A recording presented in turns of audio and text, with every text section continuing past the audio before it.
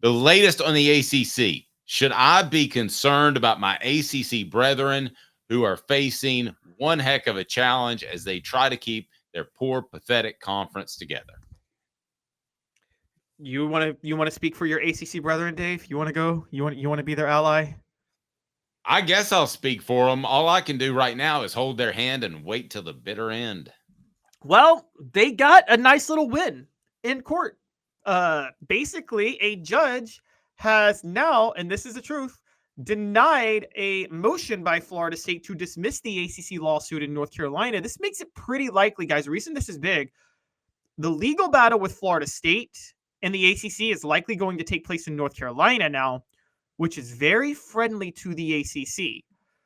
Now, we had T. Scott Jones on 2 weeks ago. And the reason I love having T. Scott Jones on, the reason I love being on the show with Dave is this.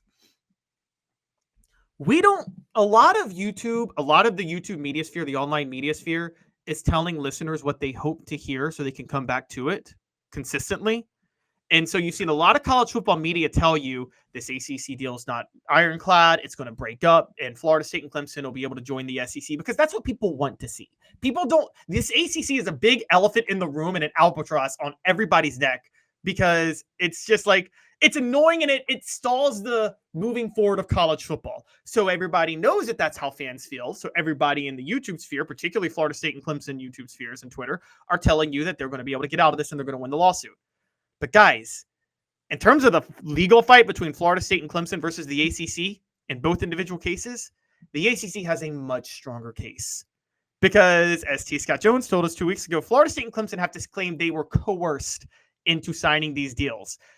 Like they were some poor, struggling, independent artist getting coerced into signing a bad record deal because they had no business experience. You know, these two state public institutions that have millions and millions of dollars and tons of the best lawyers possible were coerced into signing bad deals. That's not really going to fly. So the only hope for Florida State and Clemson, I think they're losing this. Both of them are going to lose their lawsuits to the ACC, and I think the ACC is going to be fine. The only hope is that this Super League happens and all the teams from the ACC agree to leave and join it. That's it. So that would put, I don't know that we need to go beyond 14. Don't get me wrong. I want a mega conference to something totally different. But if the ACC can hold it together, then how much could that delay it? Because we're eventually going to get to that 70-team thing. Because when the NFL gets involved, which I don't know if you read even more reports, but the NFL was involved in discussing putting together that plan.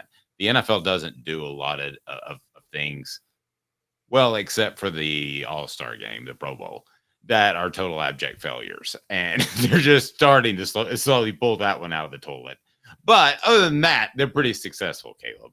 So it's going to happen. But if the ACC can hold this thing together, does that just delay it for an extra 2, 3, 4 years? I think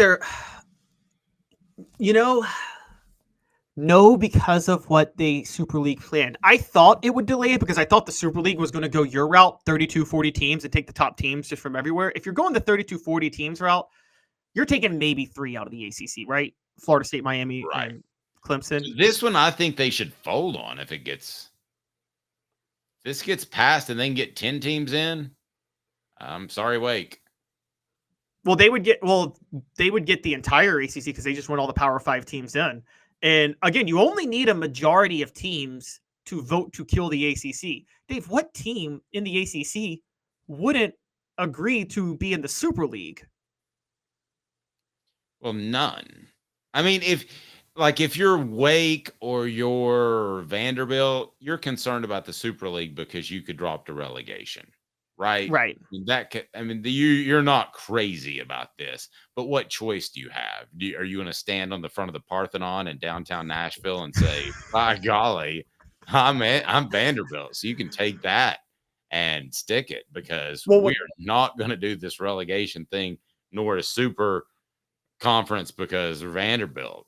Boom. What they're going to fight for is they're going to fight for the 70 teams. Remember, there's 80 teams, one relegation division, one 10-team relegation division, the theoretical proposal.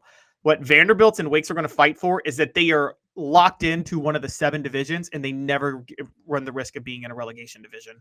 Now, I don't think that should be the case, and you don't think that should be the case. I think what they should do is the best team of the relegation divisions should move into one of the permanent conferences, and one of the permanent divisions that makes the most sense for them. And then the worst team in that certain division, tough break for that team that sucked there. You lose, you're out. I mean, I think that's how they should do it.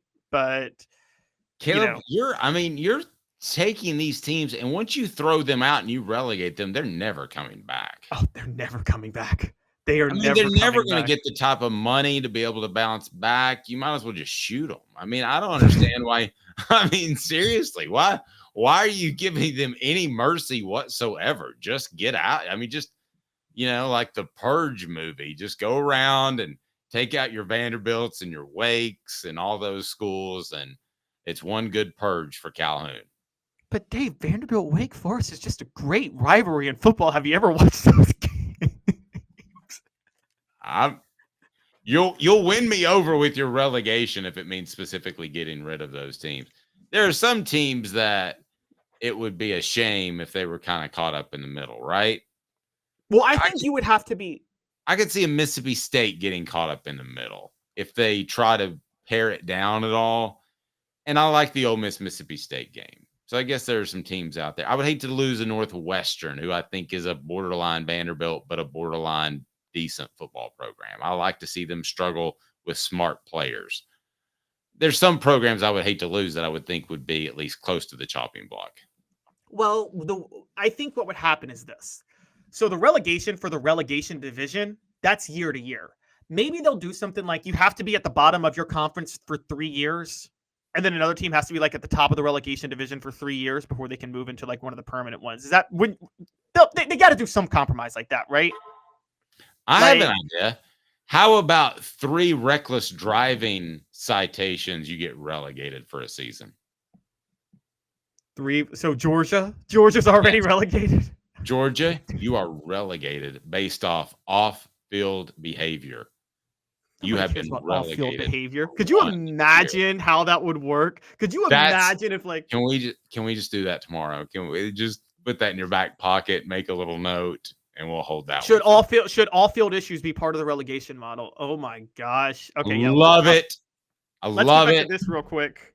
Yes, I love it. He's Caleb Calhoun. Sometimes the show just spills over into tomorrow. By the way, baseball does start their series with Auburn. You can check out a column on that by Stacey Oliver on offthehooksports.com. We're on top of it for you. We got you taken care of. So yeah, I mean, I think that why not that relegation thing? My big argument is if you're going to start paying players directly, and I believe that's going to happen, then you absolutely cannot cheat. If you get caught cheating at that point, it needs to be the absolute death penalty. If you're allocated to give Bob Jones, your quarterback, $50,000 a year, and you give him $50,000.50, hammer him, because you have to have some sort of rule. Agree? Disagree, Caleb? Oh, I agree, and I'm even bigger on this, though. You're talking me more into relegating the Vanderbilts and Wake Forest, because if you're going to pay all the players evenly and you're going to distribute all this revenue evenly, how unfair is it for a Vanderbilt or Wake Forest to put no effort in investing into their football programs at all and walk away with those checks? And, Nico Iamaleava.